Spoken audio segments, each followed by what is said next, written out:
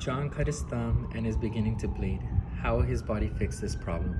Step 1. Vascular spasm.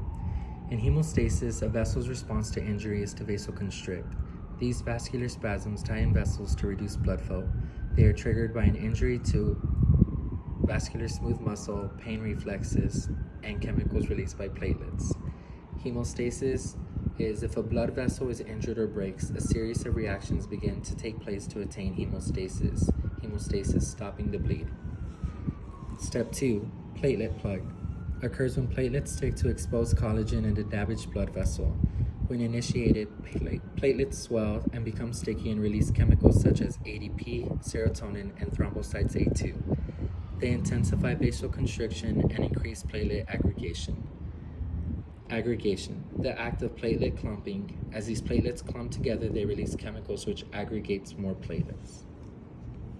Go clog that wound until fibrin arrives. Don't forget your von Willebrand factor so we can stick together and adhere to the wound site. The von Willebrand factor is a glycoprotein that is involved in hemostasis and allows for platelets to adhere/stick to walls of a blood vessel at the wound site. It also allows for platelets to form temporary clots. Keep aggregating to call more platelets.